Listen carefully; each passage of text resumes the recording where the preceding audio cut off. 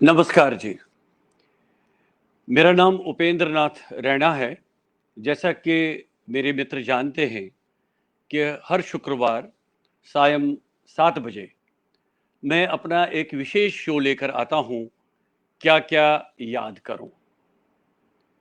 मैं सबसे पहले सभी आदरणीय मित्रों को यहाँ पर उपेंद्र नाथ रैना लाइव प्रोग्राम में क्या-क्या याद करूँ प्रोग्राम लेकर हाज़िर हूँ और उनका हार्दिक अभिनंदन करता हूँ, स्वागत करता हूँ। आप जानते हैं कि हर शुक्रवार को मैं यह कोशिश करता हूँ कि कोई न कोई ऐसा विशेष व्यक्ति मेरे इस शो में यहाँ पर उपस्थित रहेगा, जिनके साथ मैं खुलकर बातचीत करूँ, उनके जीवन के बारे में, उनकी कला के बारे में और जिस क्षेत्र में उनकी विशेषज्ञता है, उसके बारे में।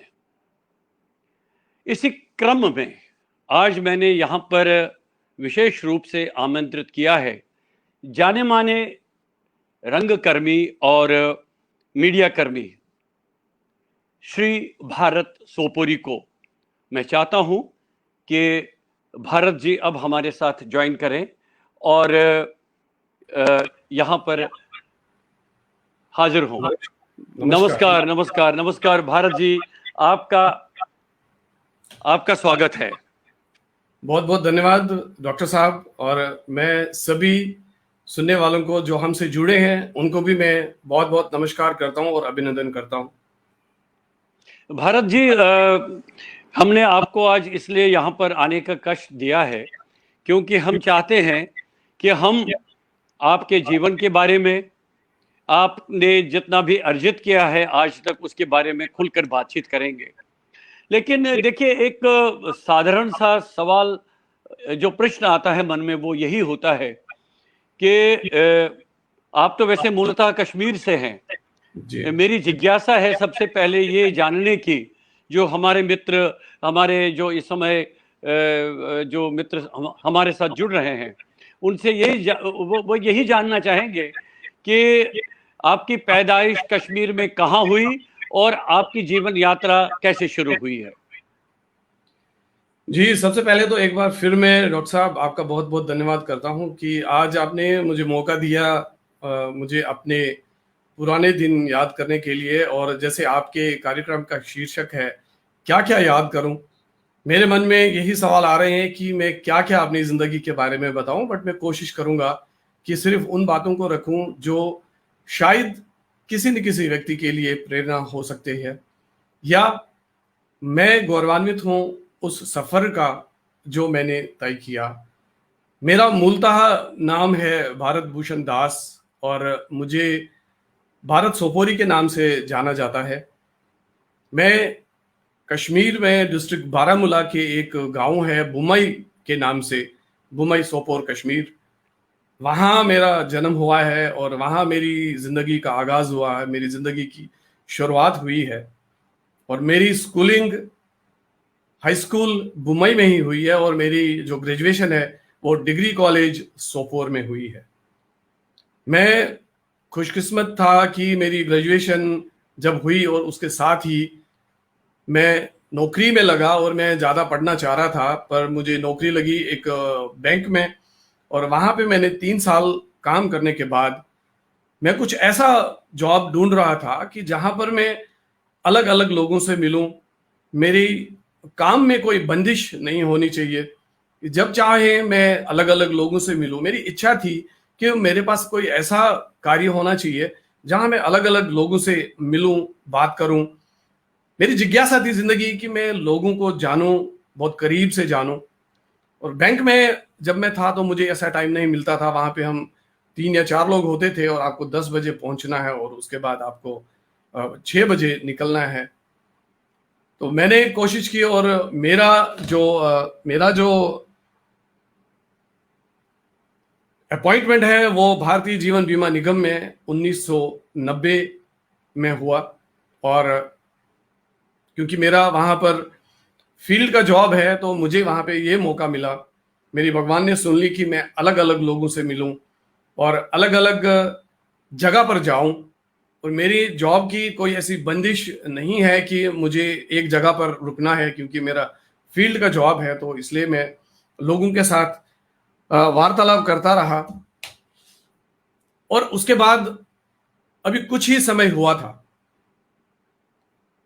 जैसे आप जानते हैं और पूरा विश्व, पूरा भारत देश जानता है कि कश्मीरी पंडितों की जिंदगी में एक त्रासदी आई, और जो निर्वासन हमारा 1990 में हुआ, कुछ ही महीने हुए थे मुझे नए नौकरी में, और हमें घर बार छोड़ना पड़ा।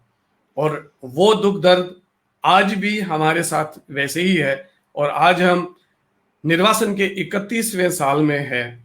और जो वो 30 जिंदगी में कहीं रही है, जहां हमने जन्म लिया, जहां हमारा बचपन गुजरा, कहीं ना कहीं वो परेशानी आज भी हमारे मन में है। मैं ऐसे उदाहरण से कहता हूं कि डॉक्टर साहब, जब 31वें निर्वासन साल में हम जी रहे हैं, आज भी अगर हम कोई सपना देखते हैं, सपने में वो लोग होते हैं जिनके साथ हम कार्य करते हैं, मगर रास्ते वही होते हैं जो हमने 30-31 साल पहले छोड़े हैं। तो कहीं ना कहीं हमारी जो आत्मा है, हमारा जो रूह है, वो वहीं बसता है जहां पे हमारा जन्म हुआ है। तो ये मेरा बचपन से लेके मेरी ग्रेजुएशन और निर्वासन तक की कहानी है। और हमने मार्च 1990 में निर्वासन किया और हम जम्मू आ गए। अच्छा, एक चीज बताइए भारत जी, 1990 तक आपकी शिक्षा वगैरह वही कश्मीर में हुई, तो जी उन वर्षों में आपको क्या और कुछ गतिविधियों में आपने भाग लिया है जो आपकी अपनी कुछ हॉबियां रही होगी, या आपकी कुछ और, जो कई कई व्यक्तियों की ऐसी भी होती है ना कि रंगमंच में रुचि होती है या और किसी चीज में होती है। डॉक्टर साहब, आपने बहुत ही महत्वपूर्ण सवाल पूछा, और आई थिंक हमारे जो आज की चर्चा है उसका बेस यही है और उसकी शुरुआत यहीं से होगी। जैसे मैंने कहा कि मैं बुमई सोपोर से बिलोंग करता हूं। जी बुमई में हमारी माउंटेन्स की एक कम्युनिटी है जिनको हम बांड कहते हैं, और वो एक ऐसी कम्युनिटी है जो कश्मीर की जो लोक नाट्य शैली है उसको वो लोगों तक लेके जाते हैं। मैंने ये बहुत करीब से देखा है उन लोगों में, क्योंकि वो ऐसी कम्युनिटी उस समय थी जिनका फिनेंशियली वो बहुत साउंड नहीं थे, मगर वो अपनी कला से बहुत प्रेम करते थे। चाहे उनका जेब खाली होता था, पर जब वो अपनी कला को लोगों तक लेके जाते थे तो वो उनके चेहरे पे एक मुस्कान होती थी। ये मैंने बचपन से देखा है।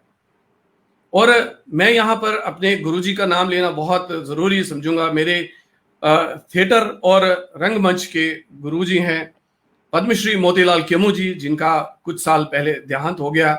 मैं नमन करता हूँ उनको। जो भी मैं आज कुछ हूँ, जो भी मैं आज कुछ कर पाता हूँ, या जो भी थोड़ा सा मैंने अभी तक किया है पिछले वर्षों में, उसका श्रेय सिर्फ और सिर्फ पद्मश्री मोतीलाल केमू जी को जाता है। और वो उस समय, मैं बहुत छोटा था, वो उस समय ही हमारे गांव में आते थे, और क्योंकि वो कश्मीरी फोक बांड पत्थर के बहुत एक्सपर्ट रहे हैं, और वो हमारे गांव में उनको सिखाने आते थे। जब वो उनको सिखाते थे तो मैं वहां पर जाता था और मैं देखता था वो उनको क्या सिखा रहे हैं, किस तरीके से वो इंटरप्रेट करते हैं, किस तरीके से वो लोगों को इम्बाइब वो सारी चीजें करते हैं, और लोग कैसे फिर उसको रिएक्ट करते हैं और एक्ट करके दिखाते हैं। मेरा ऐसा मानना है कि अगर कोई रंगमंच से जुड़ा है, उसको पहले ऑडियंस बनना बहुत जरूरी है। जब भी वो ऑडियंस बनेगा तभी वो समझ पाएगा कि ये मंच पे क्या हो रहा है। तो मैं बहुत साल तक ऑडियंस में रहा, मैं ये देखता रहा कि हमारे गुरुजी उनको कैसे सिखाते हैं और वो उन चीजों को इंटरप्रेट कैसे करते हैं, वो कैसे सीख रहे हैं। तो यहां से मेरी रंगमंच के प्रति जिज्ञासा शुरू हुई। तो और ये तो आपकी जिंदगी का शुरुआती दौर था जो जी जी कश्मीर में शुरू हुआ है। जी जी जब आप 1990 में कश्मीर से बाहर आ गए निर्वासन में, उसके बाद एक बहुत ही महत्वपूर्ण पड़ाव आपका शुरू हुआ आपके जीवन का। तो कश्मीर से बाहर आकर आपने कैसे उसकी शुरुआत की, संघर्ष करना पड़ा, और किस तरह से आप फिर बाद में स्थापित क्या कहूँ मैं, किस तरह से आपने फिर अपना स्थान बनाया, अपनी जगह बनाई जब आप कश्मीर से बाहर आ गए? जी, मैं थोड़ा विस्तार से आपको ये बता देता हूँ। जैसे मैंने कहा कि रंगमंच की जो रुचि है वो मेरी हॉबी में ऐसे बस गई, जो मेरे मस्तिष्क में हमेशा रही है। और क्योंकि मैं छोटा था, पहले घर में पढ़ाई के लिए कहते थे, मैंने ग्रेजुएशन डिग्री कॉलेज सोपोर से की और मैं पोस्ट ग्रेजुएशन करना चाहता था, पर शायद मेरी किस्मत में नहीं था और मैं बैंक में लगा। और बैंक में लगने के बाद उसके बाद मैं भारतीय जीवन बीमा में पोस्ट हुआ और मेरी पोस्टिंग सोपोर में ही हुई। और मुझे इन काम के लिए अभी समय नहीं मिला, बट कहीं ना कहीं वो बैकड्रॉप में, वो मेरे मन में वो चीज थी कि ये चीज करनी है जब समय आएगा। और क्योंकि अगर हम वहां पे होते तो बहुत सारा समय था हमारे पास, पर अनफॉर्चुनेटली हमारे साथ ऐसी त्रासदी हुई, हम सब लोगों को अपना घर छोड़ना पड़ा, हमारा कल्चर हमें छोड़ना पड़ा, हमारी भाषा हमें छोड़नी पड़ी। और खास करके हमारा वातावरण, जहाँ पर हमारा जो टेम्परेचर है, अगर 32 या 35 होता था तो बारिश होती थी। और मुझे पूरा याद है कि हम गर्मियों में हाफ स्लीव्स की शर्ट जो है वो सिर्फ 2 महीने पहन पाते थे, जबकि उसके विपरीत जब निर्वासन में हम जम्मू आए या देश के बाकी जगहों पे आए तो वो उसके विपरीत था, जहां पर गर्मी थी और भाषा अलग थी और रहन सहन अलग था। तो सिचुएशन ये होगी कि जब हम आए तो एक समय तो शायद ऐसा हुआ कि जिंदगी को आगे लेके जाना मुश्किल होगा। अच्छा, ये तो बताइए कि जी जी जी जी। जब हम जम्मू में थे तो कुछ महीने हम जम्मू में रहे और ना हमारा ऑफिस था ना हमारा घर था। यहाँ पे मैं एक चीज जरूरी पूरे विश्व को और पूरे भारतवर्ष के ऑडियंस को ये बताना चाहता हूँ कि जब आप एक 5 मंजिला मकान में रह रहे हैं और जब आप अचानक उसको छोड़ के आते हैं और एक किराए के कमरे में रहते हैं, और जिस आज़ादी से हम अपने घरों में रहते थे, और जब आप शाम को खाने खाने के लिए घर के 4 सदस्य बैठे और आप सिर्फ बात कर रहे हैं कि मुझे पानी चाहिए, मुझे कुछ चाहिए, तो जो मकान मालिक होता था वो दरवाजे पे नॉक करता था कि आप बोलो मत, हम डिस्टर्ब हो रहे हैं। तो जिंदगी का ये मुश्किल दौर भी हमने देखा। और आहिस्ता आहिस्ता फिर भारतीय जीवन बीमा निगम ने हमसे पूछा कि आप कहाँ जाना चाहते हैं। ये मेरी जिंदगी का एक बहुत ही बड़ा टर्निंग पॉइंट था। मैं जम्मू में भी रह सकता था, बट मैं जम्मू में नहीं रहा, क्योंकि मेरा ऐसा मानना था कि मेरा जॉब इस तरीके का है कि मुझे लोगों के पास जाना है। जब सारे लोग डिस्ट्रेस में हैं तो मैं शायद अपनी बात किसी के सामने रख नहीं पाऊंगा। और मैंने ये सोचा कि मैं जिंदगी में आगे की शुरुआत उस जगह पे करूंगा जहां मैं किसी को नहीं जानता हूं। मैं ये देखना चाह रहा था कि क्या जिंदगी में मैं कुछ कर पाऊंगा। एक ऐसी जगह जाऊंगा जहां मैं किसी को नहीं जानता हूं। और मैंने जो हमारी ट्रेनिंग हुई थी दिल्ली में, वहां पे हमें पता चला था कि करनाल डिवीजन एक अच्छा डिवीजन है, एक अच्छी जगह है। और मैंने डायरी खोली, ए से अंबाला आया तो मैंने अंबाला कैंट का नाम लिखा, सिर्फ इसलिए कि वहां पे कैंटोनमेंट एरिया है। अगर मेरी भाषा कोई नहीं समझ पाएगा तो कम से कम आर्मी वाले हैं, वो तो हिंदी समझ पाएंगे। तो बहुत सारी दुविधाएं थी मन में। या हम ये भी कह सकते हैं कि घर में कोई इतना बड़ा नहीं था जो हमें ये सजेस्ट करता कि अगर जाना ही है किसी ऐसी जगह पे जाएं जहां पर आप ज्यादा उन्नति कर सकते हैं। पर यहाँ मैं कहता हूँ डॉक्टर साहब, जो जिसके किस्मत में है उससे कम नहीं मिलता, उससे ज्यादा नहीं मिलता है। मैं उस रब का शुक्रगुजार हूं कि जो भी उसने मुझे आज तक दिया है मैं उसका बहुत शुक्रगुजार हूं।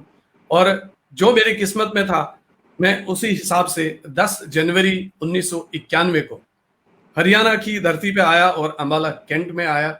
और आज मैं गौरवान्वित हूं कि आज मैंने 30 साल अंबाला में पूरे किए हैं। अच्छा, यही मैं अब आपसे ये जानना चाह रहा था कि जब आप अंबाला आ गए तो शुरुआती दौर कैसा रहा आपका, जब आप अपने आप को सेटल कर रहे थे अंबाला में, और जो आपकी रंगमंच की गतिविधियां थी, और साथ साथ में आप अपना जीवन बीमा निगम का कार्य भी कर रहे थे, तो दोनों का सामंजस्य कैसे बिठा पा रहे थे आप? जब हम यहाँ पे आए तो उसमें भी एक बात ये मैं जरूर कहना चाहूंगा कि जो हमारी हॉबीज होती है, जो हमारे ऐसे काम होते हैं जिनके ऊपर हम अतिरिक्त समय लगाते हैं, जिंदगी का ऐसा दौर आया कि जहां पर वो बहुत दूर चला गया हमसे। जितनी भी हमारी हॉबीज थी, चाहे वो रंगमंच था, चाहे वो लेखन था, चाहे वो कुछ भी था, तो बहुत सारी चीजें हमसे बहुत दूर चली गई, क्योंकि अब हमारे लिए जिंदा रहना बहुत मुश्किल हो गया था। मैं जब अंबाला आया और जब मैंने ज्वाइन किया और मेरे पास एक जैकेट था, और जनवरी के महीने में मैं आया, मौसम थोड़ा सा ठीक सा था, ठंडा सा था, और जब मार्च आ गया और मार्च में गर्मी शुरू हो गई, मेरे पास एक जैकेट था और वो जैकेट लद्दाख का था, जो फर जैकेट कहा जाता है, जो कि सिर्फ आप माइनस में यूज कर सकते हैं। और अगर मार्च की गर्मी है तो आप जब जैकेट लगा के निकलते हैं, क्योंकि कपड़ों की अभी इतनी हमारे पास बहुतात नहीं थी, जो मेरे पास था मैं वो पहन के निकला, और उससे मेरे ऊपर कितनी तकलीफ हुई। और मैं जब कहीं पैदल 1 किलोमीटर चल गया वो जैकेट पहन के, मेरे लिए सांस लेना भी मुश्किल हो गया। तो अगले दिन से मुझे पता चला कि ये चीज यहाँ की नहीं है। खैर, जिंदगी चलती रही। एक सोच जरूर थी पॉजिटिविटी की ओर, कि जिंदगी में अगर आगे बढ़ना है आपको तकलीफ झेलनी है। और एक लक्ष्य मेरा था कि मैं ऐसी जगह आया हूं जहां पे मैं अपने पैरों पर अपने आप को खड़ा करना चाहता हूं। और मैंने बैग उठाया और मैं लोगों के पास चला गया। हमारा जो डायलेक्ट है बोलने का, क्योंकि मैंने उर्दू पढ़ी है, मैं उर्दू पढ़ सकता हूँ, लिख सकता हूँ, मैं कश्मीरी पढ़ सकता हूँ, लिख सकता हूँ, मैं अंग्रेजी तो हम बोलते ही है, पर मैंने स्कूल में हिंदी नहीं पढ़ी है, सिर्फ हमने हिंदी घर में पढ़ी है। और आज मैं जो भी कार्य करता हूँ वो हिंदी में करता हूँ। और पेरेंट्स के लिए मैं यहाँ पर अपने माँ बाप को धन्यवाद देना चाहता हूँ, उनका साधुवाद देना चाहता हूँ, उनके चरण स्पर्श करता हूँ कि उनकी मेहनत से आज इस काबिल हूं कि मैं आपके सामने अपनी बात रखने के काबिल हूं। और ये श्रेय भी सारा मेरे माता और पिता को जाता है। तो हम यहाँ पे आए और अपना कार्य शुरू किया। अभी तो जो हॉबीज थी उनका कोई भी काम दिमाग में कहीं नहीं था, सिर्फ एक ही लक्ष्य था कि हम अपने आप को स्टैंड करें, हम अपने आप को जिंदा रखें और हम लोगों में अपनी एक पहचान बनाएं। तो उस समय परिवार में कौन कौन था आपका जब आप अंबाला आ गए? आपकी शादी हो चुकी थी क्या? नहीं नहीं, मैं अनमैरिड था। और मेरे घर में हमारे पिताजी का देहांत कश्मीर में ही हुआ था 1982 में। हमारी माता जी हैं जो आज जम्मू में है, और मेरे 2 बड़े ब्रदर हैं जो जम्मू में हैं, और मैं अकेला ही यहाँ पे आया था 1991 में। और मेरी मैरिज 1996 में हुई, और उसके बाद मेरा परिवार यहाँ पर है। यहाँ पे मैं एक चीज जरूर कहना चाहूंगा, जब मैंने यहाँ जिंदगी शुरू की, मैं एक कुछ लाइंस पढ़ना चाह रहा हूं जो मेरी उस जिंदगी के साथ जुड़ी हैं और जहां से मैंने अपनी जिंदगी को शुरू किया। कहा जाता है कि मुस्कान और मदद ये 2 ऐसे इत्र हैं, जितना अधिक दूसरों पर आप छिड़केंगे उतने ही आप स्वयं सुगंधित होंगे। ये एक मंत्र मैंने यहां पे लिया, क्योंकि मेरा फील्ड का जॉब था। मैंने सिर्फ अपने आप को स्थापित करने के लिए जो भी मैं अच्छा किसी के लिए कर सकता था, जो मेरी वाणी किसी के लिए अच्छी हो सकती थी, और ये मंत्र ने मुझे जिंदगी में आगे चलने के लिए बहुत हेल्प की। और मैं ये मानता हूं कि अगर हम अच्छी सोच से घर से निकलेंगे तो हम अवश्य कामयाब होते हैं। और 96 में मेरी मैरिज हुई, और उसके बाद जिंदगी आहिस्ता आहिस्ता संभलने लगी। तो अब आपसे हम ये जानना चाहेंगे कि हरियाणा में, अंबाला में विशेषकर, तो आपकी क्या क्या रंगमंच की क्या क्या गतिविधियां रही? तो क्या क्या आपने नाटकों में काम किया? आपने नाटक भी निर्देशित किए हैं, आपने आलेख भी लिखे हैं, आपने नाटक भी लिखे हैं। तो जी उसके बारे में बताइए हमें कि क्या आपने कोई थिएटर ग्रुप बनाया था या किसी थिएटर के साथ आप अटैच होके आपने ये अपनी गतिविधियां जारी रखी? नहीं, जब मेरी मैरिज 96 में हुई, हमारे 2 बच्चे हैं, 2 बेटे हैं, और कुछ साल लगे जब तक थोड़े से बच्चे बड़े हो जाते हैं। तो जब मुझे समय मिलता था तो मेरे दोस्त जम्मू में जो थे, मैं उनके साथ टाई अप करता था। तो मैं जब उनके नाटक जम्मू में होते थे तो मैं जाता था वहां पे। मैं रंगमंच की सोच को अब मैंने दोबारा जीवित किया। मैं यहाँ सभी सुनने वालों को ये जरूर कहूंगा कि कोई भी व्यक्ति अगर कोई भी हॉबी या कोई भी शौक रखता है, उस शौक को मरने मत दीजिए। आप उस शौक को जिंदा रखिए, कहीं ना कहीं आप अपने मन में रखिए, और एक समय आएगा जब उस शौक को आप पालना शुरू कर सकते हैं।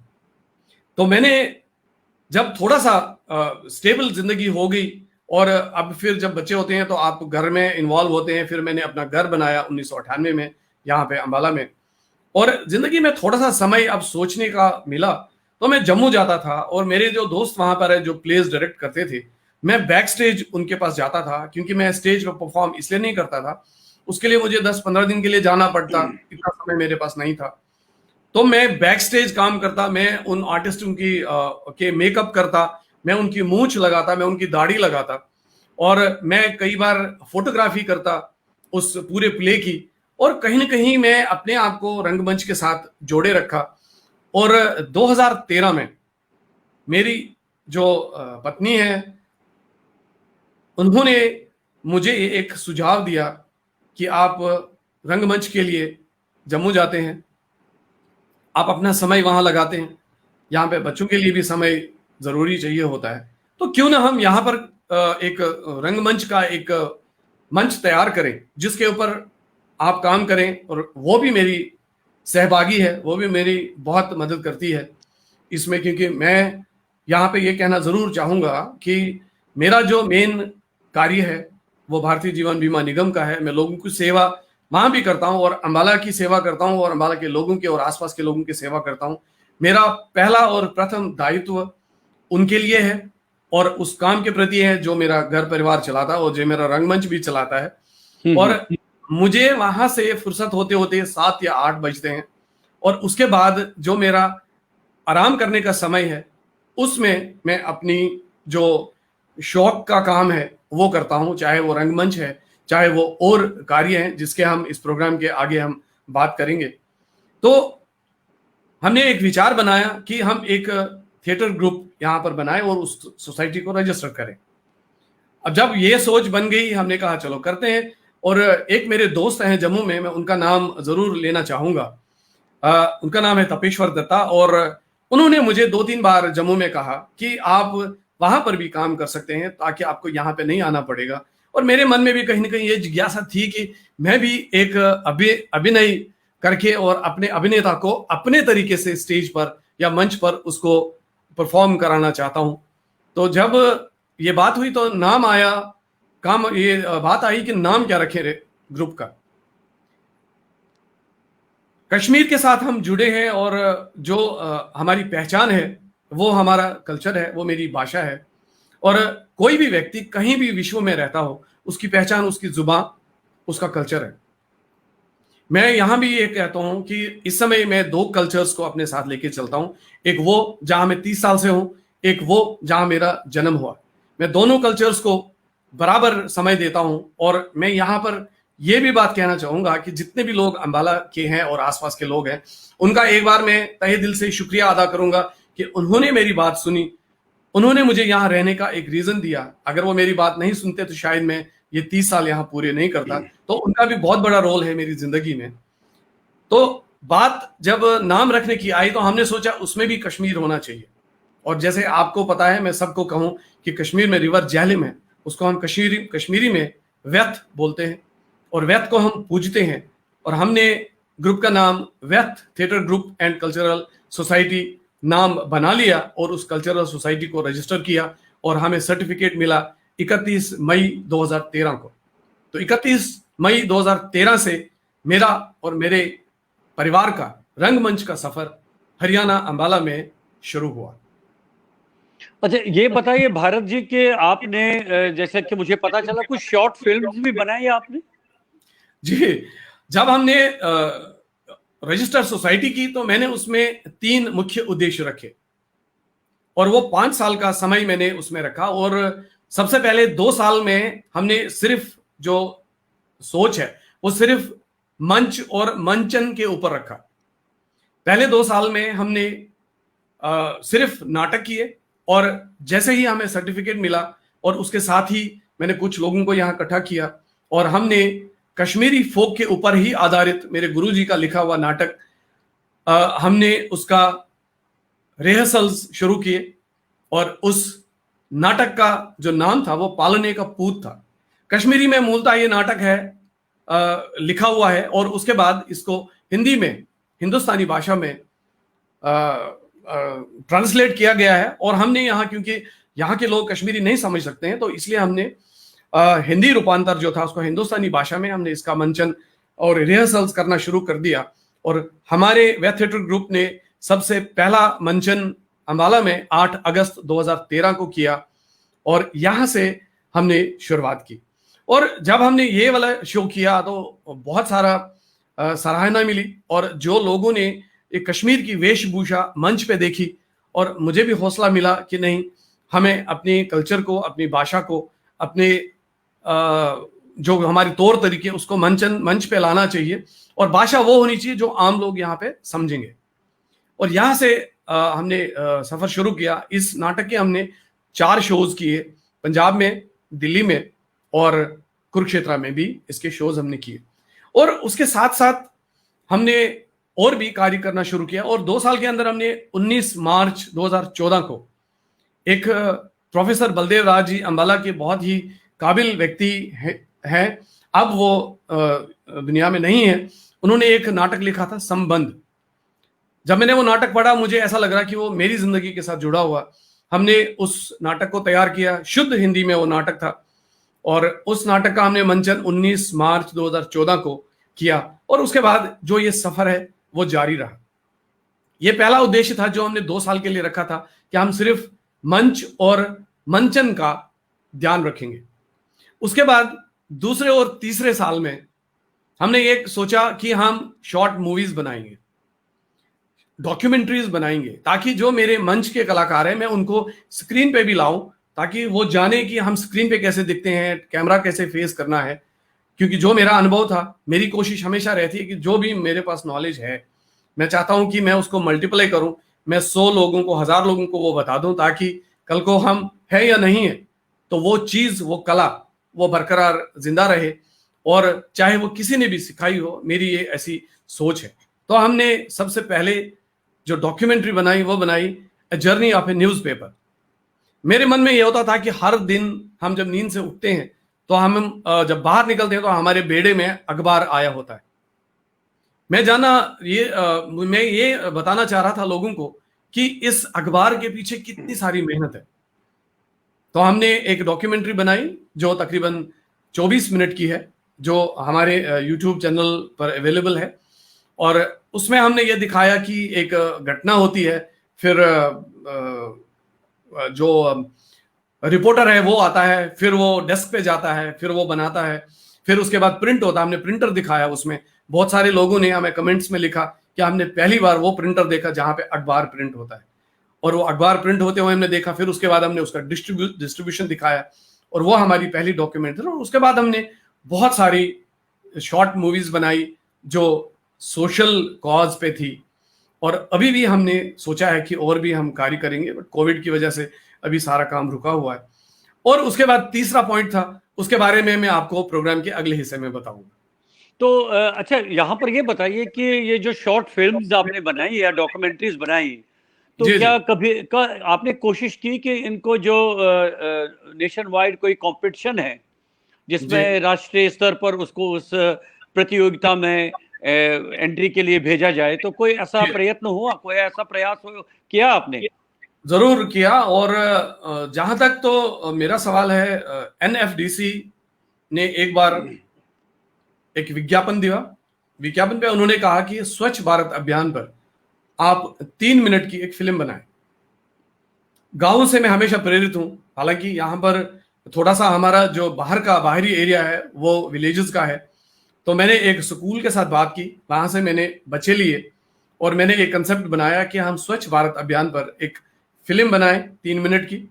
और मैंने बच्चों को एक गांव में लिया और उनको दिखाया कि वो गांव की पगडंडियों से स्कूल जाते हैं, और स्कूल से जब वापस आते हैं तो उनको बहुत सारी परेशानियां होती है। एक परिवार है बीच में जो डस्ट रास्ते में डालता है, और वो बच्चे जो है वो देख रहे हैं, उनको लगता है कि ये अच्छा नहीं हो रहा है, ये ठीक नहीं हो रहा है। और जब हम वो स्कूल से वापस आते हैं तो वापस आते ही वो एक बैग लेके आते हैं स्कूल से, और बैग लाते हैं जब छुट्टी हो गई, और जहां जहां वो डस्ट देखते हैं वो डस्ट उठा के अपने उन थैलों में डालते हैं, और पूरे शहर को, पूरे गांव को वो साफ करते हैं। और उनके माध्यम से मैंने एक मैसेज तैयार किया और उसमें हमने ये बताया था कि जब 2019 में गांधी जी की अगली जयंती होगी, वहां तक हम पूरे भारतवर्ष को स्वच्छ करेंगे। और जब मैंने वो फिल्म भेजी, मुझे बहुत खुशी है कि वो फिल्म दिल्ली में जब 2 अक्टूबर 2019 को गांधी जी के ऊपर जो कार्यक्रम चल रहा था, उसमें वो फिल्म दिखाई गई। और मैं वहां नहीं जा पाया, पर मेरे पास उन्होंने एक सर्टिफिकेट भेजा जिस पे हस्ताक्षर है उस समय के मिनिस्ट्री ऑफ इंफॉर्मेशन ब्रॉडकास्टिंग के, जो इस समय हमारे वाइस प्रेसिडेंट है हमारे भारत देश के, उनके सिग्नेचर्स के साथ। और राजविंदर सिंह राठौर उस समय डिप्टी मिनिस्टर थे, मिनिस्टर ऑफ ब्रॉडकास्टिंग के, उनके सिग्नेचर उस सर्टिफिकेट में है, जो मेरे लिए एक बहुत बड़ा एजाज था। तो बहुत बहुत बधाई आपको उसके लिए, शुभकामनाएं। तो लेकिन अब वो प्रयास तो जारी रखिए ना, तो कुछ और आगे के लिए क्या सोच रहे हैं आप? कोई अच्छे से डॉक्यूमेंट्री बनाइए, कोई अच्छी सी फिल्म बनाइए। और खास करके आवश्यकता है कि कश्मीरी कल्चर पर और भाषा पर, मैंने सुना उस पर भी आपने काफी काम किया है, तो उसको लेकर भी इसमें समन्वय किया जा सकता है। देखिए डॉक्टर साहब, मैं ये जरूर कहना चाहूंगा कि कश्मीर मेरे दिल में है। और अगर मैं 30 साल से यहाँ पर निर्वासन में रह रहा हूं, पर मेरे मन में, मेरे दिल में वो जगह हमेशा है, रहेगी और आखिरी दम तक रहेगी, चाहे हम कितने भी कार्य करें। और जो मेरी भाषा है, मैं चाहता हूं कि अगर मैं कश्मीरी भाषा बहुत अच्छे से बोलता हूं, हमारे बच्चे समझते हैं, बोलते हैं, पर इतना फ्लुएंटली नहीं बोल सकते जितना कि हम बोलते हैं। और मैं चाहता हूं कि हमारी जो नई पीढ़ी है वो कश्मीरी भाषा को समझे, वो जाने। उसके लिए मैं क्या कर सकता हूं, उसके लिए प्रयत्न मैं पिछले कई साल से कर रहा हूं।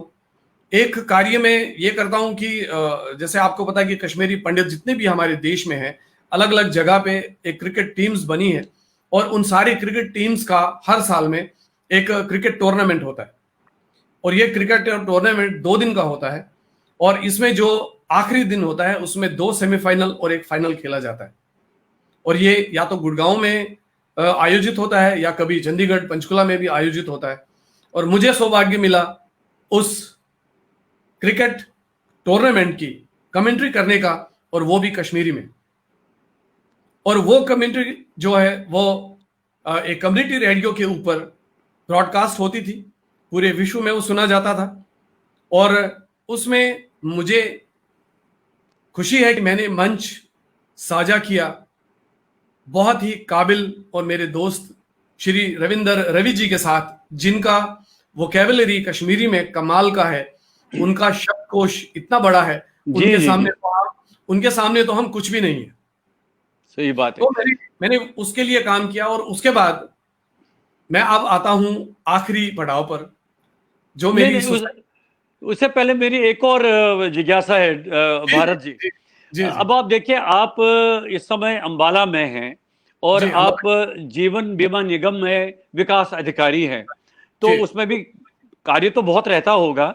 और साथ साथ में आप ये जो अपनी गतिविधियां चलाते हैं, तो समय कैसे निकाल पाते हैं आप, और किस तरह से उसका समन्वय, कोऑर्डिनेशन कर पाते हैं, ताकि आपका जो दिन का कार्य है वो भी प्रभावित ना हो और इसमें भी पूरा कार्य संपन्न हो जाए? देखिए डॉक्टर साहब, ये कहना बहुत जरूरी है। जैसे मैंने पहले भी कहा कि जो मेरा प्रथम कर्तव्य है, मैं सारा समय उसी पे देता हूं। और जब मैं उसके साथ उस काम पे होता हूं, तो मैं किसी और काम के बारे में नहीं सोचता। मैं उससे 7 बजे 8 बजे जब भी फ्री होता हूं, जब मैं मुक्त होता हूं आज के दिन के लिए, तो जो मेरा आराम करने का समय होता है, उस समय में ही मैं ये कार्य करता हूं। जहां तक समन्वय का सवाल है, मेरे बहुत सारे दोस्त हैं, वो मुझे ये कहते हैं कि आप किस तरीके से ये मैनेज करते हैं, आप ये भी करते हैं, वो भी करते हैं। और मैंने हमेशा अपने जो आराम का समय है उसको मैंने कन्वर्ट किया है अपने पैशन, और अपने पैशन की तरफ, चाहे वो रंगकर्मी हो, चाहे रंगकर्म का काम हो, चाहे वो हमारी फिल्म्स का काम हो। हाँ, अगर कोई ऐसा कार्य है जो हमें दिन में करना है, तो मैं उस समय हमेशा अवकाश पे रहा हूं। और जो भी कार्य मैंने किया है वो अवकाश के दौरान ही किया है। मैंने दोनों चीजों को कभी भी नहीं मिलाया। और मैं ये जरूर कहूंगा कि मेरी जो धर्मपत्नी है, मैं उनका नाम यहां जरूर लेना चाहूंगा, किरनी दास, उनकी वजह से ही मैं ये सब कुछ कार्य कर पाता हूं। और मुझे सिर्फ नजर रखने की जरूरत होती है, बाकी सारा कार्य वही देखती हैं, चाहे वो मंच का हो, चाहे वो शॉर्ट मूवीज का हो, चाहे वो मुझे अगर कहीं पर किसी शूटिंग के लिए बुलाया जाता है। मैं आपको यहाँ जरूर कहना चाहूंगा कि अभी बहुत कुछ समय पहले ही मैंने दूरदर्शन के लिए एक सीरियल किया जो अंबाला में शूट हुआ, जिसके तकरीबन 26 एपिसोड्स है। और मुझे बड़ी खुशी थी कि मैं नेशनल टीवी पर एक पुलिस की यूनिफॉर्म में आऊं, और उस दूरदर्शन की सीरियल में मैंने डीएसपी का किरदार निभाया है। और वो सीरियल अभी आने वाला है, और उसके लिए भी मुझे अपने समय का समन्वय करना पड़ा, और मुझे अवकाश लेके वो काम करना पड़ा।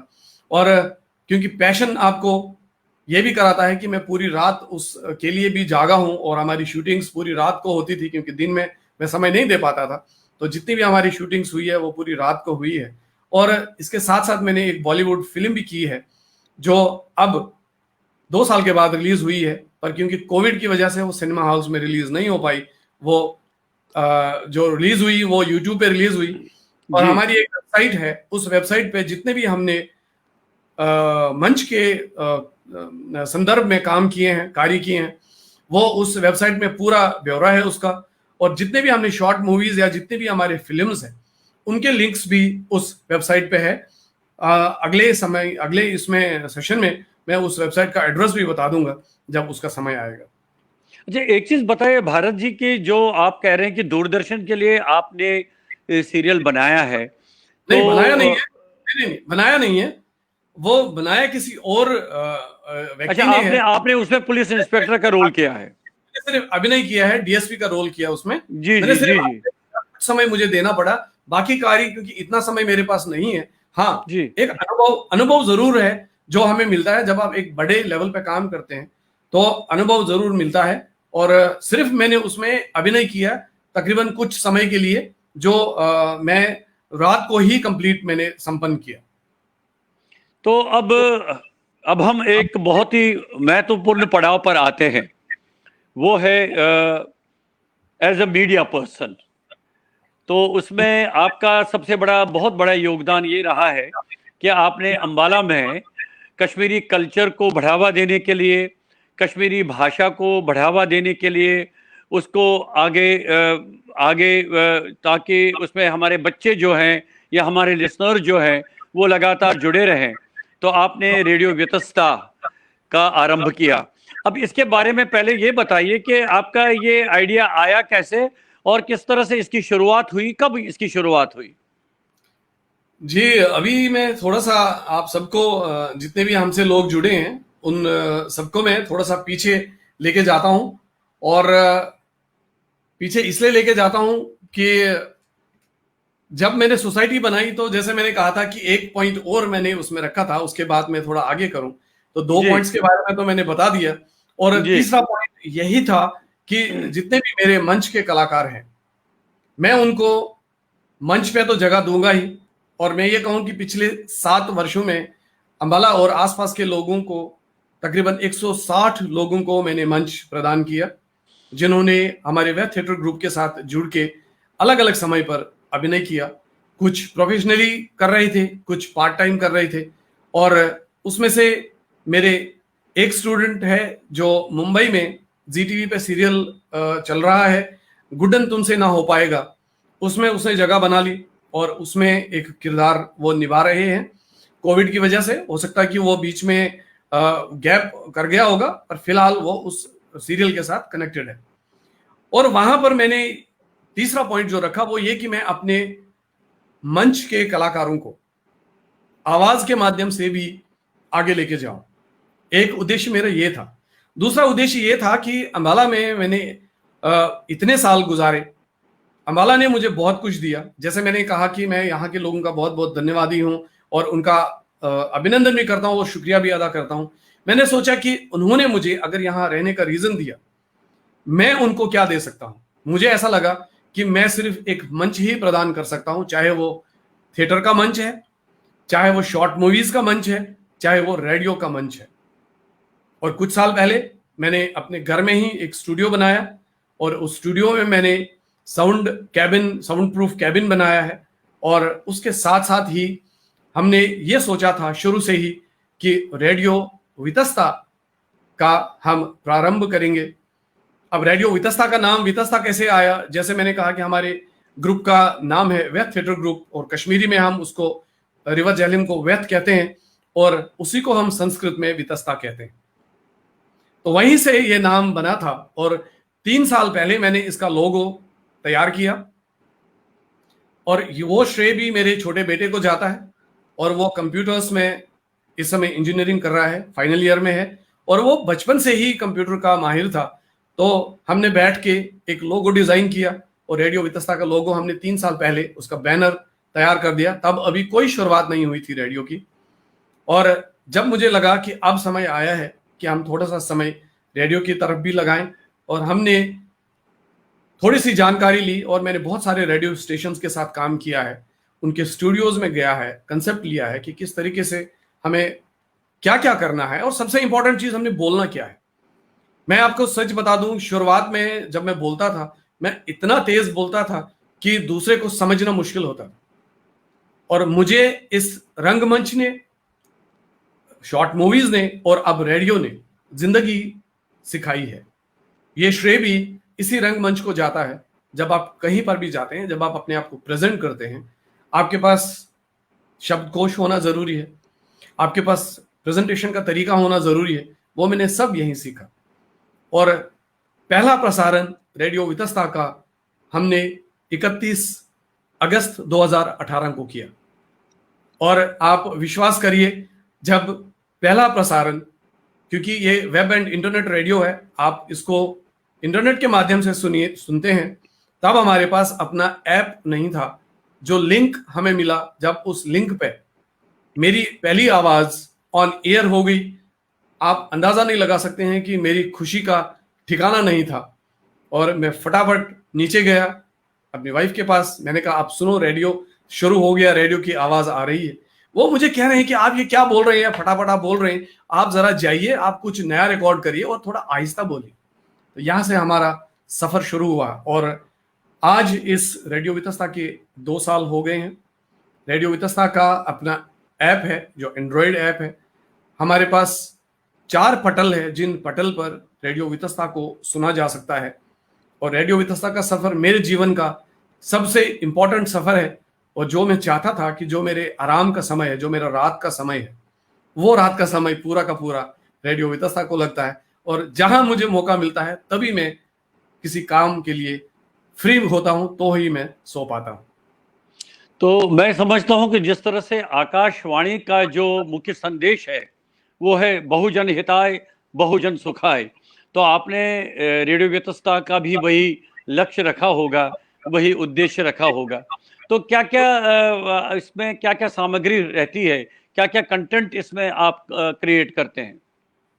देखिए डॉक्टर साहब, सबसे पहले तो मैं ये कहूंगा कि जितने भी लोग हमें इस समय सुन रहे हैं, अगर वो अभी तक रेडियो वितस्ता से नहीं जुड़े हैं, वो जरूर जुड़े। हमारा जो टैग लाइन है वो है रेडियो वितस्ता, हम सफर जिंदगी का।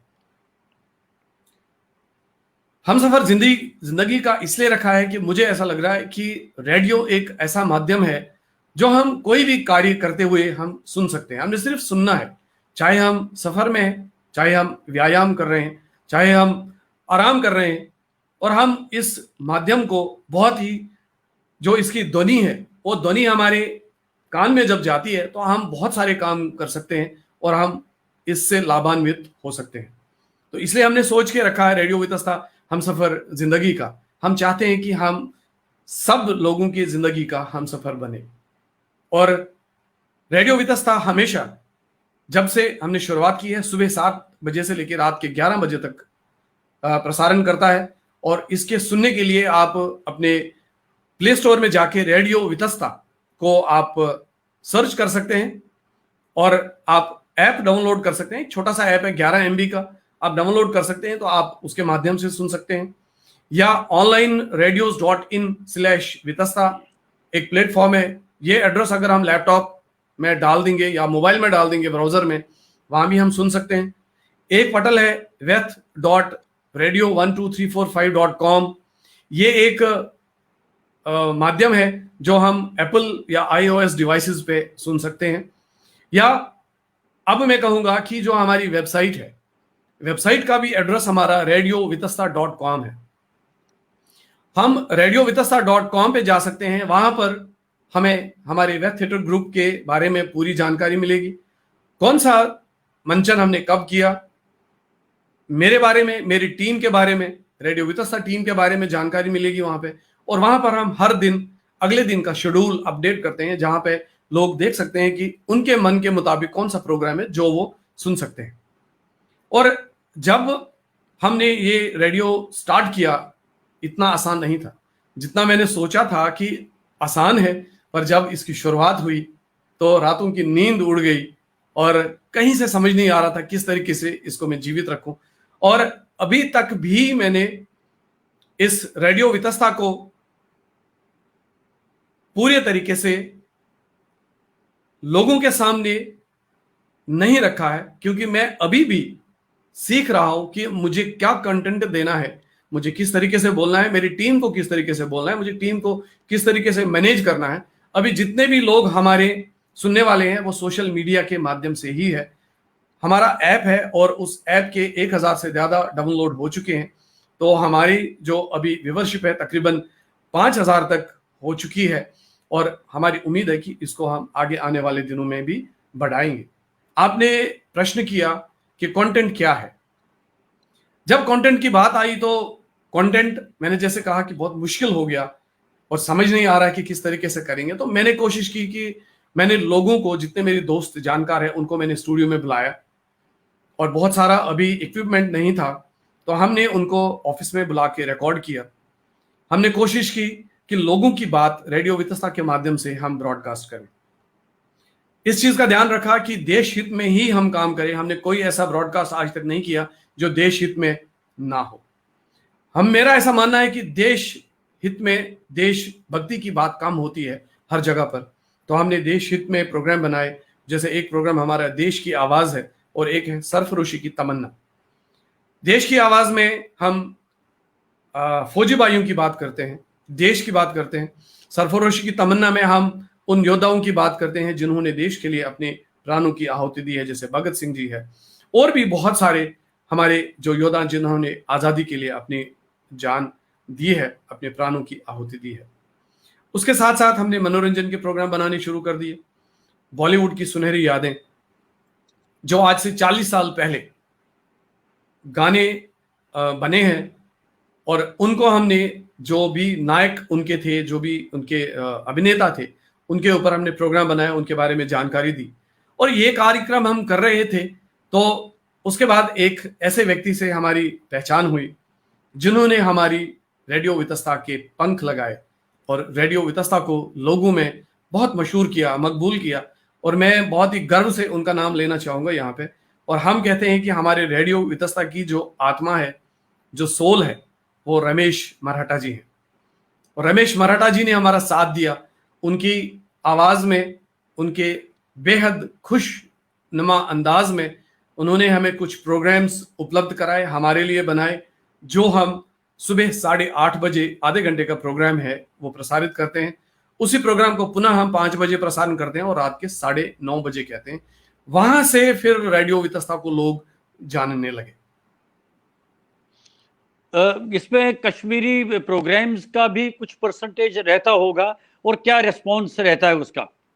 जी, 31 अगस्त 2018 को जब हमने पहला प्रसारण किया और पहले प्रसारण के साथ ही जो अगला रविवार या वीरवार आया, तब से ही हमने कश्मीरी ब्रॉडकास्ट पहले दिन से ही रखा है, जो रविवार को और बृहस्पतिवार को दिन के 2 बजे आता है।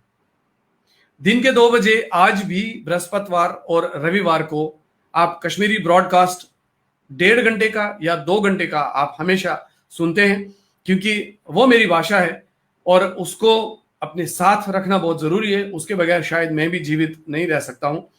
और एक चीज मैं यहां जरूर कहना चाहूंगा कि जो रेडियो वितस्ता है वो यूनिवर्सल रेडियो है। और वो किसी भी भाषा में प्रसारण करता है जो देश हित में है।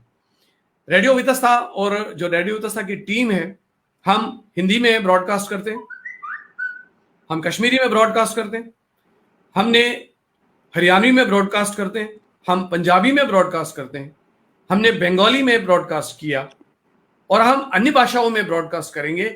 और उसके लिए हमारी टीम रिसर्च करती है कि जो भी हम ब्रॉडकास्ट कंटेंट करते हैं क्या वो हमारे देश हित में है या नहीं है। क्योंकि बंगाली भाषा के लिए हमें ऐसा करना पड़ा, बाकी भाषाएं तो हम समझ पाते हैं। और हमने ये किया और उसके साथ साथ जब हमारे प्रधानमंत्री मन की बात करते हैं और हमने मन की बात को भी हमने रेडियो वितस्ता पर प्रसारित किया और बाज़ाब्ता प्रसारित किया, और आज भी हम करते हैं जहां जहां पर संभव हो सका। कुछ गवर्नमेंट की गाइडलाइंस, हालांकि वो डायरेक्टली हमारे ऊपर नहीं होती हैं, उनका भी हमने पालन किया। और मैंने पूरा रिकॉर्ड रखा है पिछले 2 साल का, किस दिन हमने कौन सा कार्यक्रम प्रसारित किया और पूरा ब्यौरा उसका है। और हमने देश विदेश के में हमने एक कार्यक्रम स्टार्ट किया, साज और आवाज। उसमें हमने बहुत सारे लोगों का इंटरव्यू किया, उनका साक्षात्कार किया और उनकी जुबान में गाए हुए गाने जो थे वो हमने रेडियो वितस्ता पर प्रसारित किए।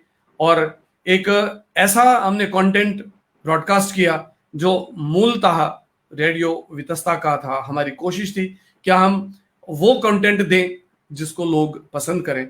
और बार बार हम लोगों को ये कहते हैं कि वो जरूर हमारे फेसबुक पेज से या हमारी जो वेबसाइट radiovitasta.com है उसके माध्यम से हमें लिख सकते हैं, फीडबैक दे सकते हैं, वो क्या सुनना चाहते हैं, किस तरीके के प्रोग्राम सुनना चाहते हैं और क्या सुनना चाहते हैं, तो हम उसके इंतजार में हैं। तो आप एक चीज बताएंगे कि कुछ ऐसा मैकेनिज्म आपने क्रिएट किया है कि जो लिसनर्स हैं, जो आपके श्रोता हैं, वे भी, जिसको हम ये कहते हैं ना कि 2 वे ट्रैफिक जो ब्रॉडकास्टिंग में होता है, जी एक तो होता है 1 वे, जैसे कि आप बोल रहे हैं, आपका श्रोता सुन रहा है, और जी दूसरा होता है कि आप दोनों रूबरू होते हैं आवाज के माध्यम से। तो कोई ऐसा कार्यक्रम आपने क्रिएट किया है, बनाया है, जिसको फोन इन टाइप प्रोग्राम कहते हैं? जी देखिए, जब हम रेडियो स्टेशन की बात करते हैं तो ये सुनने में शायद आसान लगता है, पर बहुत सारी इन्वेस्टमेंट इसमें लगती है। और आज के डेट में इस कंसेप्ट के लिए लोग सामने नहीं आते। जो भी आज तक मैंने किया है, जैसे मैंने स्टूडियो, सबसे पहले तो स्टूडियो होना बहुत ज़रूरी है, और उसके बाद आहिस्ता आहिस्ता मैंने इक्विपमेंट को ऐड कर दिया। और आने वाले दिनों में हम उम्मीद करेंगे कि ये एक विधिवत रूप से एक रेडियो स्टेशन का नाम ले, एक रूप ले, तब हम इसको अपग्रेड करेंगे। तो आहिस्ता आहिस्ता जो हमारे पास इक्विपमेंट था उसमें हमारे पास सुविधा नहीं थी कि हम लाइव ब्रॉडकास्ट कर सकें, और पहले हमने रिकॉर्डेड ही चलाया है। और कुछ समय से मैंने रात के 11 बजे हमारा ब्रॉडकास्ट खत्म होने के बाद मैंने कुछ समय से रात को मैं लाइव सेशंस करता हूं, ताकि मैं किस तरीके से लोगों के सामने लाइव आऊं या मेरी टीम लोगों के सामने कैसे आए। और इक्विपमेंट अब हमारे पास आ गए हैं। और सबसे खुशी की बात मुझे ये है कि अभी 24 तारीख को, यानी कल, मैंने पहला लाइव शो किया रेडियो वितस्ता पर, जिसमें हमने लोगों के साथ लाइव बात की और लोग हमसे फोन इन के माध्यम से जुड़े। उन्होंने हमें ये कहा कि हमें बहुत खुशी है कि रेडियो वितस्ता हमारी जिंदगी का हमसफर बन चुका है। बहुत बढ़िया, बहुत अच्छा है। अच्छा, एक चीज बताओ, भारत जी के इस पे जो इन्वेस्टमेंट होता है, पैसा खर्चा होता है, तो ये तो कैसे ये हो पाता है? ये आप कैसे मैनेज कर पाते हैं? देखिए, 2 चीजें हैं। एक तो ये कि जो आपकी सोसाइटी है वो सपोर्ट करती है। हमारी सोसाइटी में जब हम कुछ नाटकों का मंचन करते थे तो उसमें स्पॉन्सरशिप गवर्नमेंट से मिलती थी, पर वो स्पॉन्सरशिप हमेशा नहीं मिलती है। और जो भी स्पॉन्सरशिप उससे मिलती है उसमें आपका पहले मंचन का कुछ खर्चा निकल जाता है, और जो भी लोग आपके साथ टीम में होते हैं, जो आपके कलाकार होते हैं, तो वो भी इंतजार में होते हैं कि उनका भी हमें कुछ न कुछ पारितोषिक देना जरूरी होता है। तो ऐसे सिचुएशंस में बहुत ज्यादा पैसा नहीं बचता है, और जो सोसाइटी के पास अपने रिसोर्सेज है वो बहुत ज्यादा नहीं है। और क्योंकि अब कोविड-19 की वजह से अब तो फिलहाल कलाकार और कलाकार के माध्यम से जो मंचन होता था वो सब ठप हो गया है, वो अभी नहीं चल रहा है। और ना सरकार की कोई ऐसी नीति है जो कलाकारों के लिए कोई ऐसा रास्ता बनाए जहां पर उनकी रोजी रोटी चल सके। इस समय बहुत संकट में हर कोई कलाकार है।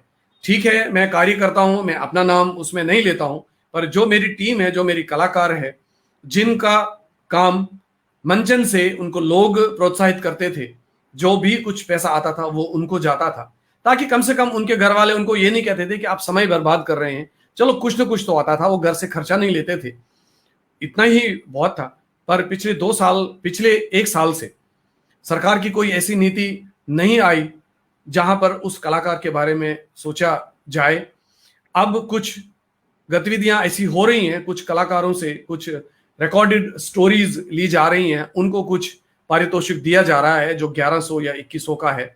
अभी तक वो अभी प्रोसेस में है, वो कब तक होता कब तक नहीं होता, बट मैं इस प्रोग्राम के माध्यम से जो भी अथॉरिटीज, अगर ये आवाज उन तक पहुंचती है, वो उन कलाकारों के बारे में जरूर सोचें जो जिनकी रोजी रोटी उस मंच से चलती थी, चाहे वो मंच का कलाकार है, चाहे वो तबला बजाने वाला है, चाहे वो हारमोनियम बजाने वाला है, चाहे वो म्यूजिशियन है, चाहे वो गायक है जो शोज करके अपने पैसे कमाता था। जहां तक इन्वेस्टमेंट का सवाल है, मैंने अपनी तरफ से भी जो भी मेरी अपने तरफ से जो मैं कर सकता था वो आहिस्ता आहिस्ता मैंने किया। मेरे पास आज कम से कम इतना इक्विपमेंट है कि मैं एक अच्छी आवाज में एक प्रोग्राम रिकॉर्ड कर सकूं और लोगों तक अच्छी आवाज में मैं लेके जाऊं। और इस समय भी जो मेरी आवाज जा रही है वो भी उसी सिस्टम के माध्यम से ही लोगों तक पहुंच रही है। बहुत बढ़िया, बहुत अच्छी मेहनत करते हैं आप, और आपने इसको एस्टैब्लिश करने में काफ़ी जिसको कहते हैं ना कि पूरा दिमाग लगाया है, और आज आप कई श्रोताओं तक पहुंच रहे हैं। अब अंतिम सवाल पूछने से पहले मैं उन आमंत्रित जो यहाँ पर हमारे मित्र हैं इस समय, जो इस समय हमारा कार्यक्रम देख रहे हैं, उनका बहुत बहुत धन्यवाद करता हूँ कि वे लगातार हमारे साथ जुड़े हुए हैं और हमारा ये प्रोग्राम इस समय सुन रहे हैं, देख रहे हैं। भारत जी, अब एक चीज़ बताइए, ये रेडियो व्यतस्ता को अब एक और अच्छा स्वरूप देने के लिए कोई प्रयत्न चल रहा है, कोई कोशिश हो रही है? जी जी, मैं उससे पहले कुछ और चीजें रेडियो व्यतस्ता के बारे में बताना चाहता हूँ। हाँ जी। जैसे मैंने कहा कि जो हमारा अपना कल्चर है उसके प्रति मैं हमेशा सजग हूं, और जैसे कश्मीरी ब्रॉडकास्ट है उसके साथ हमने एक कार्यक्रम शुरू किया है, हमारी विरासत हमारा वजूद, सून मीरास सून वजूद। ये कार्यक्रम बाइलिंगुअल है, ये हिंदी और कश्मीरी में है। इसमें भी हम कश्मीर के उन दिनों को याद करते हैं, उन कामों को याद करते हैं, जैसे गांव में रहते थे तो किस तरीके से हम अपना जीवन वहां व्यतीत करते थे, और अलग अलग लोगों से हम बात करते हैं, और कवियों से, लेखकों से बात करते हैं। और रेडियो व्यतस्ता के फेसबुक पेज पे हम लाइव शोज कर रहे हैं। मई 2020 से, जब से लॉकडाउन स्टार्ट हुआ, उसके माध्यम से भी मैंने कोशिश की है कि जितने भी हमारे कम्युनिटी के म्यूजिक डायरेक्टर्स हैं, जो लेखक है, जैसे अभी हमने रिसेंटली एक शो किया था डॉक्टर अग्निशेखर जी से, तो तब हमें भी बहुत सारी जानकारी हुई, और जितने भी हमारी ऑडियंस है उनको भी हमने जानकारी दी। और उसके साथ साथ जो हरियाणा का कल्चर है उसके लिए भी मैं काम करता हूं। मैं हरियाणी में भी प्रोग्राम्स तैयार करवाता हूं, और जो मेरी टीम है हम हरियाणा के कल्चर को आगे लेके जाते हैं। हरियाणवी जो सॉन्ग्स है, जो हरियाणवी बात है, उसको हम लेके जाते हैं, और इस माध्यम से। और साथ में रेडियो व्यतस्ता का एक बहुत ही जिम्मेदारी का काम ये भी है कि हम लोगों को प्लास्टिक को यूज ना करने के लिए भी बार बार हम इंफॉर्मेशंस देते हैं। हमने कोविड-19 के दौरान, क्योंकि जो मेरी टीम है मैं अभी उनको यहाँ आने की आज्ञा नहीं देता हूँ, क्योंकि इस समय हमें सोशल डिस्टेंसिंग का भी ख्याल रखना है, तो मेरा काम बहुत बड़ा, मेरी रात पूरी की पूरी इसी में निकलती है अगले दिन की तैयारी में। और मैं कोशिश करता हूँ कि हर काम में करूँ उसी हिसाब से, ताकि हर काम परफेक्शन से हो जाए, ताकि लोग उसको सुन के उनको अच्छा लगे। और हमने कोविड-19 के दौरान हमने हर दिन लोगों को कोविड स्टोरीज बताई और लोगों को सचेत किया कि उनको किस तरीके से अपने आप को बचा के रखना पड़ेगा। और आज भी वो निरंतर प्रयास जारी है। यहाँ मैं कुछ लोगों का नाम लेना जरूर चाहूंगा जो रेडियो वितस्ता की टीम में है। सबसे पहले मैंने नाम लिया हमारी जो आत्मा है रमेश मराठा जी की, और उनके बगैर तो शायद रेडियो वितस्ता की पहचान नहीं है, नंबर 1। नंबर 2, हमारे यहाँ अम्बाला से हमारे programme incharge RJ Naresh Sharma ji है, और नरेश शर्मा जी का जो सहयोग है वो इतना महत्वपूर्ण है, शायद उनकी आवाज के बगैर लोगों को मैं पूरी बात नहीं पहुंचाता। उनके माध्यम से, उनकी आवाज में हमने कैंसर अवेयरनेस के लिए एक प्रोग्राम किया जिसमें हमने लोगों को यह बताया कि कैंसर से बचने के लिए हमें किन किन चीजों का ध्यान रखना चाहिए।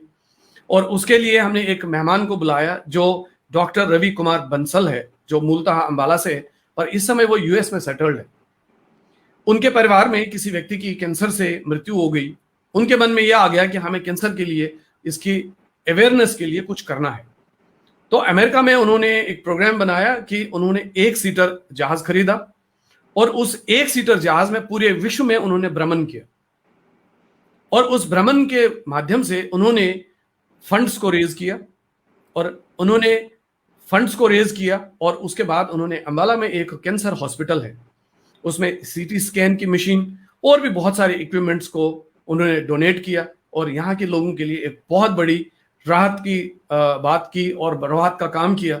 और उन्होंने सोसाइटी के लिए काम किया। उनको हमने इनवाइट किया स्टूडियो में और हमने वो प्रोग्राम रिकॉर्ड किया। आज भी हम वो प्रोग्राम चलाते हैं बीच बीच में। और साथ में हमने साज और आवाज एक कार्यक्रम किया जिसमें देश और विदेश के लोगों के साथ हमने साक्षात्कार किया, और ये भी हमने नरेश शर्मा जी की आवाज में हमने पेश किया। और नरेश शर्मा जी मेरे साथ लाइव शोज भी करते हैं, और आपके माध्यम से मैं ये भी कहना चाहूंगा कि संडे को यानी 27 तारीख को हमारा लाइव शो 5 बजे होता है, और मैं जितने लोग आज हमें यहाँ जुड़े हैं उनको भी मैं कहना चाहूंगा कि वो जरूर उस प्रोग्राम के साथ जुड़े। और हम उसमें कहते हैं कि हम खुशियों को आपके घर में होम डिलीवरी करते हैं उस गीत संगीत के प्रोग्राम के माध्यम से। और जो ये रेडियो वितस्ता का मिशन है ये जारी रहेगा। और जो हमारी टीम है उसमें एक खास सदस्य है हितेश शर्मा, जिनको हम ब्रांड एम्बेसडर कहते हैं। वो जब भी हिमाचल में, पंजाब में कहीं भी जाते हैं तो वो लोगों को प्रेरित करते हैं रेडियो वितस्ता का ऐप डाउनलोड करने के लिए, और उनको कहते हैं कि आप ये आवाज सुने, आपको अच्छी लगेगी। तो ये टीम मेंबर्स है। एक हमारे साथ साक्षी है, आरजे शिवानी है, जिन्होंने यहाँ पर काम किया, अपना सपोर्ट किया। और सबसे बड़ा श्रेय रेडियो वितस्ता की अध्यक्षा किरनी दास को जाता है, जो इस सब सारे काम का संचालन करती है। जब मुझे समय मिलता है तो ही मैं समय दे पाता हूं, नहीं तो वो सारा काम देख लेती है। और उसके बाद एक समन्वय जो हमारा दोनों का बीच में है, और वही समन्वय मेरे काम और मेरे इस पैशन के साथ जुड़ा है, और यही समन्वय मेरी टीम के साथ है। अब आपने एक प्रश्न पूछा कि आगे क्या दिशा रेडियो वितस्ता की होने वाली है। आगे दिशा ये होने वाली है कि मैं प्रयासरत हूं कि इस रेडियो स्टेशन का विधिवत रूप से गवर्नमेंट ऑफ इंडिया अलाउ करे। जो कार्य अभी अंडर प्रोसेस है वो होता है या नहीं होता है वो हमारे हाथ में नहीं है, वो भारत सरकार के हाथ में है। और अगर हम उस काबिल हुए तो हमें वो जरूर मिलेगा। अगर वो हम नहीं ले पाए, ग्रहण नहीं कर पाए, या हमें नहीं मिल पाया, उसके बावजूद भी रेडियो वितस्ता उन्हीं सिद्धांतों पे चलता रहेगा और लोगों की जिंदगी का हमसफर बनता रहेगा। भारत जी, आपकी यात्रा कश्मीर से शुरू हुई। 90 के बाद आपके जीवन में एक नया पड़ाव शुरू हुआ। आप कश्मीर से बाहर आ गए निर्वासन में। उसके बाद आप जम्मू से होते हुए अम्बाला आ गए, हरियाणा में आ गए। और मैं ईश्वर से प्रार्थना करता हूँ कि आप और आगे आगे प्रगति करते रहिए, और जो आपका लक्ष्य है, जो आपका इरादा है, वो बुलंदी छुए और आप हमेशा सफलता प्राप्त करें। और आपके जीवन में हमने उसके बारे में कई बातें सुनी, कई उतार चढ़ाव उसमें आ गए हैं। लेकिन देखिए, जीवन का यही नियम है। जहाँ रात होती है वहाँ दिन भी होता है, जहाँ पर सुख है वहाँ पर दुख भी होता है। इनसे हमें घबराना नहीं है, आगे आगे बढ़ते जाना है। तो मैं आपको बहुत बहुत धन्यवाद करता हूं कि आप उपेंद्र नाथ रैना लाइव शो में आ गए। क्या क्या याद करूं में ही आपने अपनी पूरी जीवन यात्रा और उसके साथ जितने भी एस्पेक्ट्स जुड़े हुए हैं उनका यहाँ पर पूरा बहुत ही विस्तार से उसकी व्याख्या कर ली यहाँ पर। बहुत अच्छा लगा, बहुत अच्छा लगा। मैं आपका बहुत बहुत धन्यवाद करता हूँ कि आप हमारे साथ आए, हमारे साथ आपने ये सब बातें शेयर की। अंत में आप अपने मित्रों के लिए कुछ कहना चाहेंगे? जी जी, मैं ये कहना चाहूंगा कि जो भी हमें जिंदगी में मिला हमें उसके लिए शुक्रगुजार रहना चाहिए। हमारी रेडियो वितस्ता की आत्मा रमेश मराठा जी कहते हैं कि जिंदगी में हमें जो भी मिलता है हमें अपनी जिंदगी का शुक्रिया करना चाहिए। उनका जो लक्ष्य है, उनका जो थीम है वो है शुक्रिया जिंदगी। मैं भी आप सबको विनती करूंगा कि आप भी जिंदगी में जो भी आपके पास कुछ है, जिज्ञासा तो हमें दुनिया पाने की है, पर वो हमारे हाथ में आता है या नहीं आता है वो तो भगवान जानता है, रब जानता है। पर मैं ये कहूंगा कि आप लोग जरूर अपनी जिंदगी का शुक्रिया मानिए और शुक्रिया जिंदगी कहिए। और मैं भी आपका बहुत बहुत धन्यवाद करता हूं, आपने मुझे आज मौका दिया। और जिंदगी में क्या क्या याद करूं, आज मैं थोड़ा सा इमोशनल भी हूं इस समय, क्योंकि आज जिंदगी के सारे जीवन को मैंने एक बार फिर जिया है इस प्रोग्राम के माध्यम से। मैं आपका बहुत बहुत धन्यवाद करता हूं। और अंत में मैं अपने जो हमारे सुरक्षा बल है, सेना बल है, उनको भी नमन करता हूं, जिन्होंने हमारे देश के लिए अपने प्राणों की आहुति दी है और जो इस समय बॉर्डर पर या हर जगह पर तैनात है, उनको भी मैं सैल्यूट करता हूं। और उनको मैं ये कहता हूं कि सारा भारतवर्ष आप लोगों के साथ है। और अंत में मैं जय हिंद जय भारत के साथ आपसे विदा लेता हूं। नमस्कार। नमस्कार भारत जी। मित्रों, क्या क्या याद करूं, अभी इस कार्यक्रम में हमारे आज के मेहमान थे भारत सोपोरी जी, जो एक जाने माने रंगकर्मी हैं और मीडिया कर्मी हैं।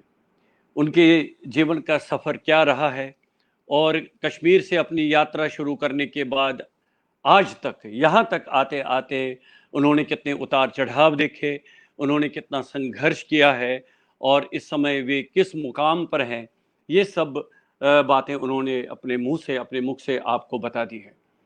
मैं सभी मित्रों का बहुत ही शुक्रिया अदा करता हूं जो हमारे इस क्या क्या याद करूं कार्यक्रम के साथ जुड़े रहे।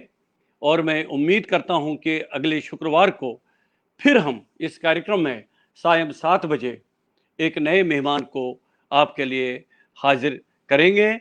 तब तक हमें अनुमति दीजिए, उपेंद्र रैना को आप आज्ञा दीजिए। नमस्कार।